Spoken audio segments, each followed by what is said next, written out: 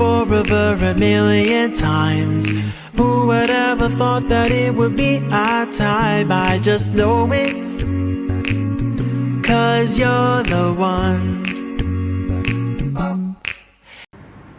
Assalamualaikum warahmatullahi wabarakatuh. Di sini saya akan menjelaskan terkait dengan materi zat tunggal dan zat campuran. Sebelumnya, kita akan mempelajari terlebih dahulu apa itu materi. Materi ialah segala benda atau sesuatu yang ada di lingkungan kita atau lingkungan sekitar. Untuk materi itu sendiri terbagi menjadi dua. Yang pertama yaitu materi yang disebut dengan zat tunggal, yang kedua materi yang disebut dengan zat campuran. Oke, selanjutnya untuk zat tunggal itu tersendiri terdiri dari dua. Yang pertama ada unsur, yang kedua ada senyawa.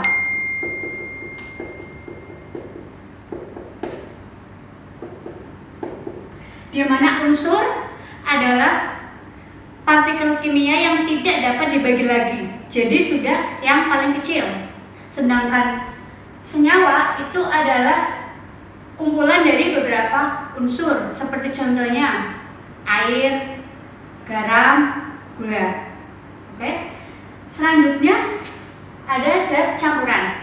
Zat campuran itu adalah zat yang terdiri dari dua jenis zat ataupun dua jenis zat tunggal. Kalau tadi zat tunggal adalah zat yang terdiri dari satu materi atau satu jenis, sedangkan zat tunggal adalah terdiri dari dua materi atau dua zat tunggal.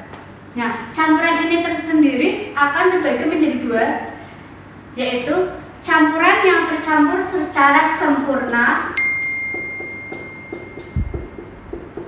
dan campuran tidak sempurna.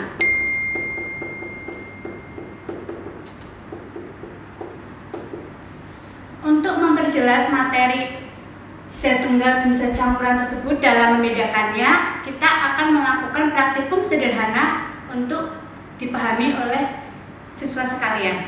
Di sini Ibu mempunyai beberapa contoh dari zat tunggal, yaitu ada gula, ada garam, kita juga ada minyak dan juga ada kopi, serta ada serbuk bubuk kunyit dan susu. Nah, untuk dapat kita membedakan mana yang termasuk zat tunggal dan mana yang termasuk zat campuran, mari kita lakukan sebuah praktikum sederhana. Yang pertama yaitu kita akan mempraktekkan tentang apabila zat tunggal gula ini kita campurkan dengan air, apakah akan menjadi campuran yang sederhana atau tidak. Jadi tadi konsep belajar kita adalah kalau zat tunggal itu zat yang terdiri dari satu jenis, jadi dia tidak dicampur. Sedangkan untuk zat campuran itu zat yang dicampur dengan zat lain ataupun dua jenis zat itu minimal, sehingga akan terjadi antara pencampuran yang sempurna dan pencampuran tidak sempurna. Oke, yang pertama kita akan coba campurkan gula, kita campurkan dengan air. Apakah terjadi pencampuran yang sempurna atau tidak sempurna?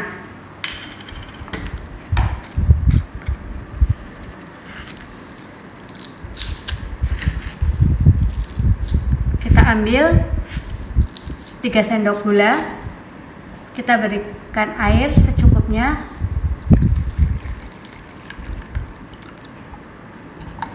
Lalu kita aduk.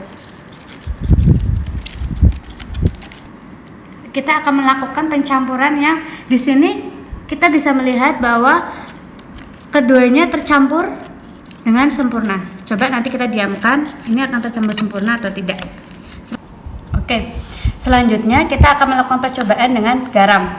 Ini garam. Kita akan coba campurkan dengan beberapa ml air. Kita ambil 3 sendok garam.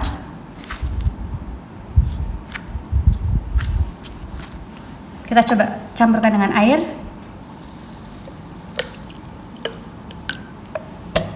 Lalu kita aduk.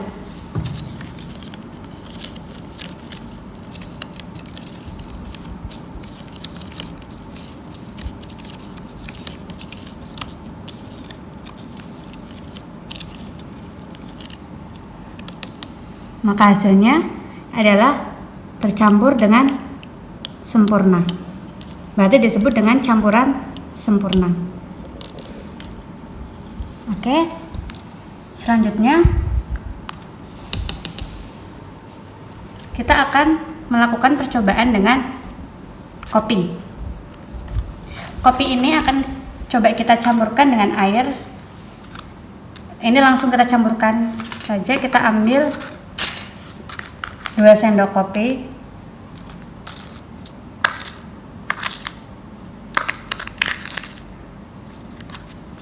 Lalu kita campurkan dengan air.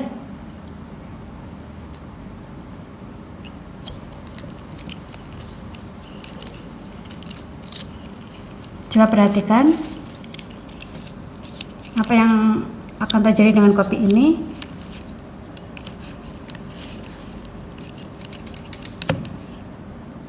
Bahwa partikel dari masing-masing zat masih dapat dipisahkan. Seperti contohnya, masih terlihat mana airnya, mana serbuk kopinya. Kalau tadi yang garam ini tidak terlihat. Terus selanjutnya untuk yang gula ini juga tidak terlihat. Gula, oke. Untuk percobaan kopi dapat diperhatikan yaitu tidak tercampur secara sempurna.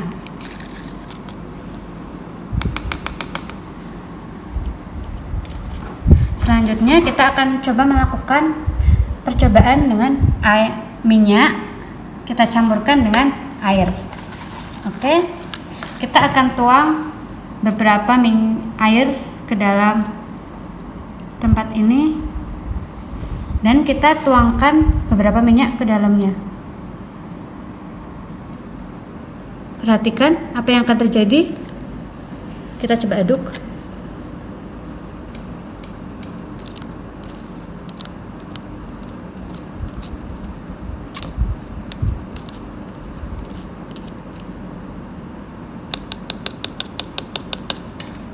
Minyak tidak tercampur secara sempurna.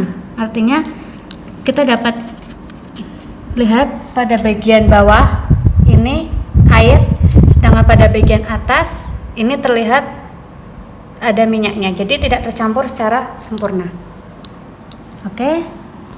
Selanjutnya kita di sini ada serbuk kunyit ataupun bubuk kunyit. Kita akan lakukan percobaan ini sempurna atau tidak sempurna. Kita buka dulu. Kita tuangkan ke dalam tempat ini secukupnya. Lalu kita tambahkan air.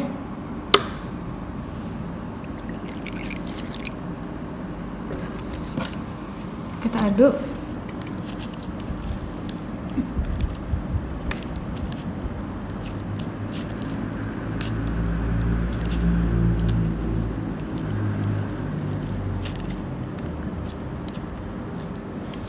Di sini kita tahu bahwa serbuk dari bubuk kunyit itu masih terlihat seperti kopi tadi. Artinya serbuk bubuk kunyit kita campurkan dengan air, hasilnya pencampuran yang tidak sempurna.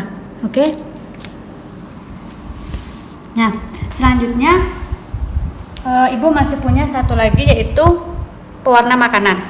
Kita akan, ini bendanya semuanya sama-sama pewarna makanan. Satu pewarna makanan ini akan Ibu campurkan dengan minyak, satunya lagi akan Ibu campurkan dengan air. Nanti kita bedakan hasil pencampurannya. Oke.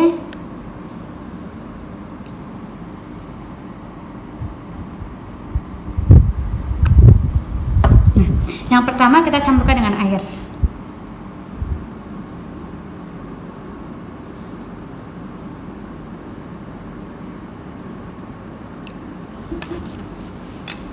Coba kita aduk. Ini Ibu pakai pencampur makanan yang berwarna hijau. Maka di sini terlihat sangat gelap dan tidak terjadi pencampuran yang dapat dibedakan. Artinya bahwa pewarna makanan dicampurkan dengan air, hasilnya adalah pencampuran yang sempurna. Oke, selanjutnya pewarna makanan ini akan Ibu campurkan dengan minyak. Nah, oke, kita coba tuangkan minyak ke dalam pencampuran makanan. Apa yang akan terjadi?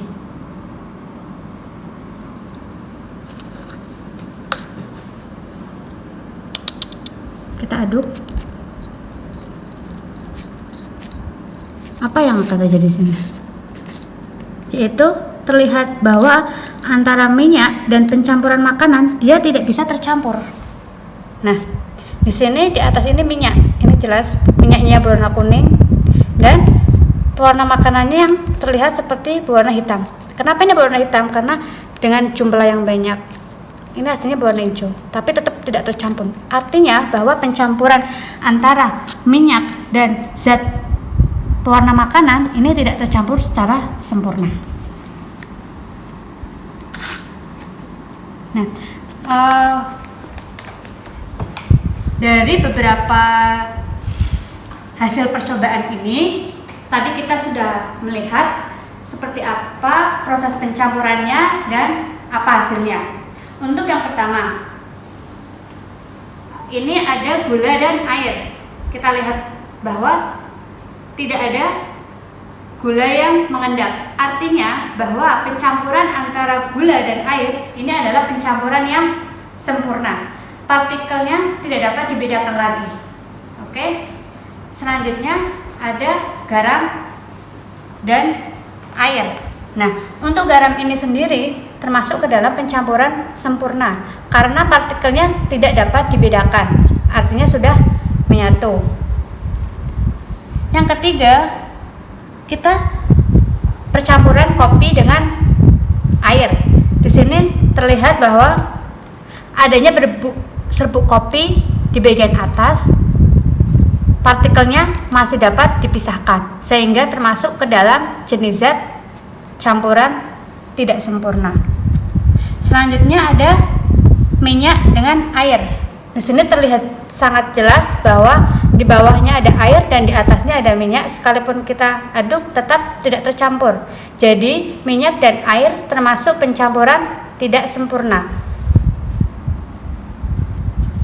Selanjutnya ada serbuk bubuk kunyit dan air. Kita dapat melihat jelas bahwa adanya endapan di bawah dan zat-zat ataupun partikelnya masih dapat kita lihat dengan jelas sehingga dapat dibedakan. Dan ini termasuk dengan pencampuran tidak sempurna. Dan yang terakhir adalah yang sama-sama dicampurkan dengan pewarna makanan adalah air dan minyak. Untuk air dan pewarna makanan ini tercampur secara sempurna karena partikelnya tidak dapat dibedakan. Sedangkan untuk minyak dan pewarna campuran ini tercampur secara tidak sempurna. Artinya masih dapat terlihat mana minyaknya dan mana pewarna makanannya. Berikut adalah hasil pembelajaran kita kali ini tentang materi zat tunggal dan zat campuran. Di sini dapat disimpulkan bahwa zat tunggal adalah zat yang terdiri dari satu jenis ataupun satu materi. Sedangkan zat campuran adalah zat yang terdiri dari dua jenis ataupun kumpulan dari zat tunggal. Nah, untuk campuran itu sendiri terbagi menjadi dua, yaitu campuran sempurna dan tidak sempurna. Misalnya yang campuran sempurna itu tadi contohnya ada gula, garam, pewarna makanan dan air. Ketika kita campurkan maka menghasilkan yang pencampuran sempurna. Sedangkan untuk pencampuran tidak sempurna, tadi yang kita praktekkan adalah kopi dan air hasilnya tidak sempurna. minyak dan air hasilnya tidak sempurna, dan kunyit dan air tidak sempurna, lalu pewarna makanan dan minyak hasilnya tidak sempurna. Nah, jadi yang dapat membedakan antara pencampuran sempurna dan tidak sempurna itu adalah ketika zat itu sudah kita campur dan sudah kita aduk, kita diamkan beberapa menit, ada tidak endapan di bawahnya. Ketika ada endapan di bawahnya, artinya partikel itu dapat dipisahkan. Jadi untuk membedakannya yaitu apabila terjadi dalam larutan itu ada endapan di bawahnya dan terlihat, itu namanya tidak sempurna. Tetapi apabila dalam larutan itu tidak ada endapan ataupun tidak terlihat, itu namanya yang sempurna. Nah, jadi untuk membedakannya bisa seperti itu. Sekian materi dari Ibu, semoga ini dapat membantu kalian untuk belajar pada materi zat tunggal dan zat campuran. Nanti kalian juga dapat mempraktekkannya di rumah dengan bahan-bahan yang ada di rumah kalian masing-masing, karena bahan-bahan yang Ibu gunakan ini termasuk sangat mudah dan semua bahannya ada di rumah kita masing-masing. Oke, terima kasih dan selamat mencoba. Waalaikumsalam warahmatullahi wabarakatuh.